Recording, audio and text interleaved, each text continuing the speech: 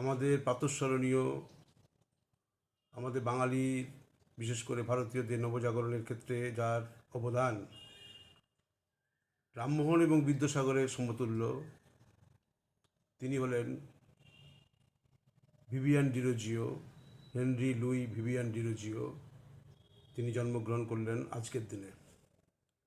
স্বাভাবিক কারণেই একজন বাঙালি হিসেবে শুধু নয়, ভারতীয় হিসেবে এবং প্রগতিশীল চিন্তানায়ক, যুক্তিবাদী চিন্তানায়ক এবং একটা জড়বুদ্ধি সম্পন্ন একটা জাতি, পক্ষাঘাতগ্রস্ত একটা জাতি, অশিক্ষা, কুশিক্ষা, কুআচার, কুসংস্কার এবং পৌত্তলিকতার মধ্য দিয়ে একটা গোটা জাতি যখন ঘুমিয়েছিল, সেই ঘুমন্ত জাতিকে যিনি বিদ্যুৎ ঝলকের মতো তার উপস্থিতিতে জাগ্রত করলেন, সেই নামটি হচ্ছে এই হেনরি লুই ভিভিয়ান ডিরোজিও। এবং এই ডিরোজিও হচ্ছে ঝড়ের পাখি। তিনি জন্মগ্রহণ করার পর মাত্র বেঁচেছিলেন 22 বছর।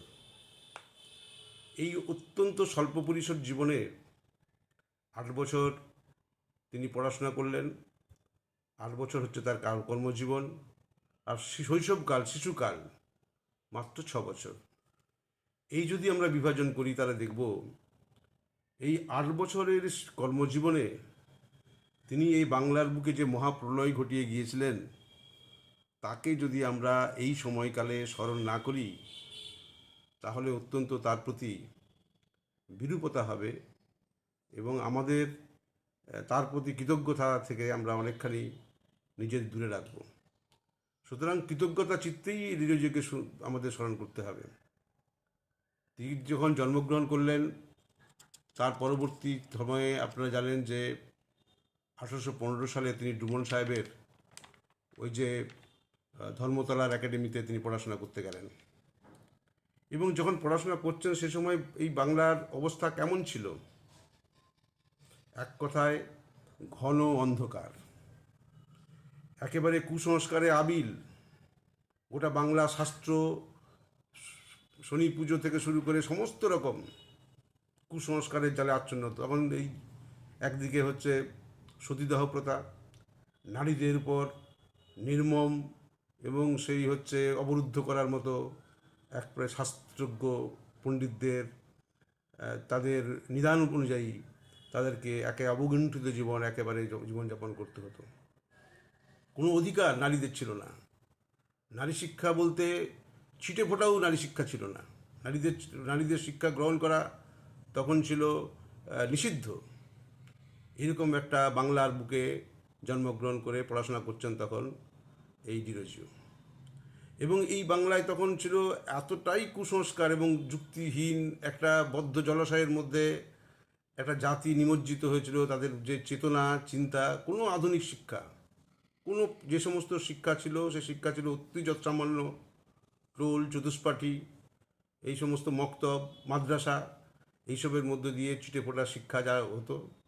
কিন্তু ফিরিঙ্গিরাও, ইংরেজরাও যে শিক্ষা, ছোটো করে শিক্ষকরা যারা শিক্ষা দিতেন সেখানে বিভিন্ন স্কুলে, সেখানেও পাশ্চাত্য জ্ঞান বিজ্ঞানের চর্চা ছিল নিষিদ্ধ, হতোই না।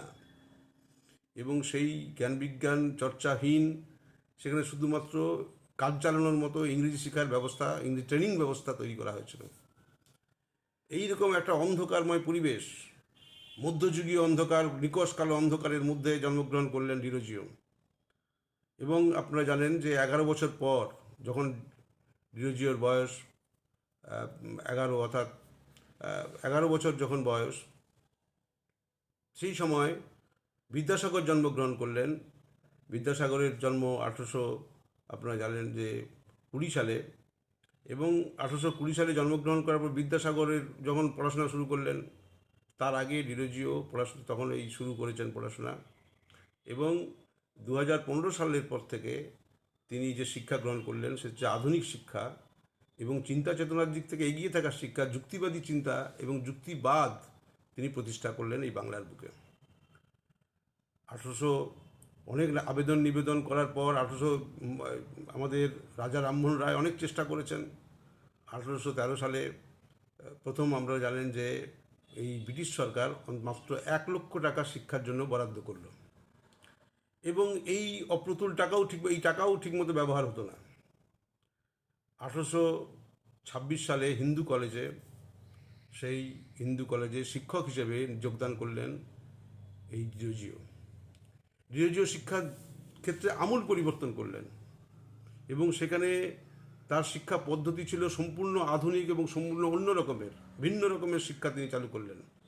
যখন পড়াতে যেতেন শিক্ষক হিসেবে, প্রথমেই তিনি যে শিক্ষাটা দিতেন সেটা হচ্ছে যে আমরা যেটা পড়তে যাচ্ছি, যেটা বিষয়, সেই বিষয়টা সম্পর্কে প্রথম জানা দরকার যে কেন এই বিষয়টাতে যাচ্ছি, এবং তার সম্বন্ধে তার উপযোগিতা কী, কেন প্রয়োজন, এই সম্পর্কে তিনি বিস্তারিত আলোচনা করতেন এবং আগ্রহ সৃষ্টি করতেন।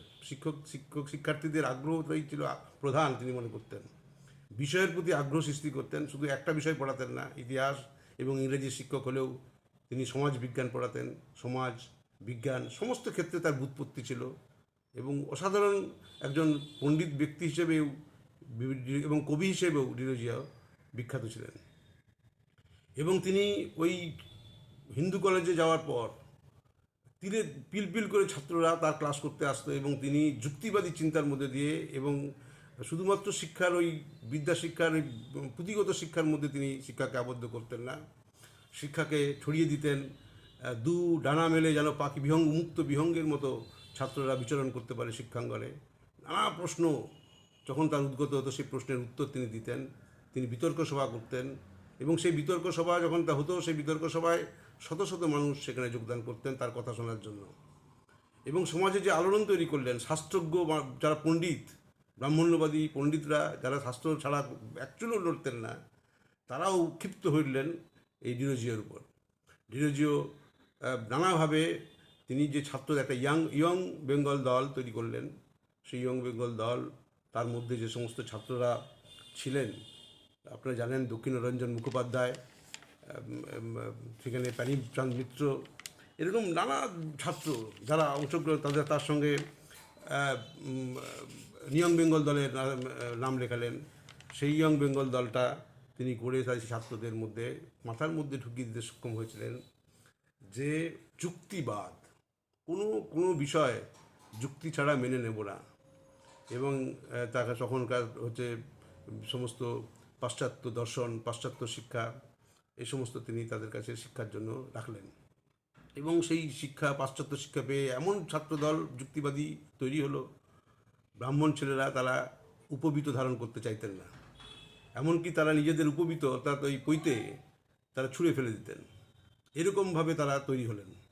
শুধু তাই নয়, সান্ধানিক করার জন্য জোরপূর্বক তাদের পিতামাতারা যদি ঘরে ঢুকিয়ে দিতেন, সেখানে গিয়ে তারা হচ্ছে যে বিভিন্ন পাশ্চাত্য বই পুস্তক, তার শ্লোক, বিভিন্ন জ্ঞান বিজ্ঞানের কথা তাদের পড়াশোনা করতেন।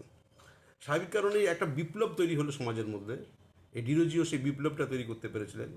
এই ডিরোজিওকে আমরা তাই স্মরণ করতে চাই যে বাংলার যে আজকে আমরা যতটুকু শিক্ষা দীক্ষা পাচ্ছি, যতটুকু আমরা অগ্রবর্তী হয়েছি চেতনার দিক থেকে, এই যে ছাত্রদল ইয়ং বেঙ্গল, তারা যদি মাঠে নেমে পড়লেন এবং সমাজটাকে বদলের জন্য নানা দিক থেকে তারা অত্যন্ত মেধাবী ছাত্র ছিলেন ইয়ং বেঙ্গলের ছাত্ররা।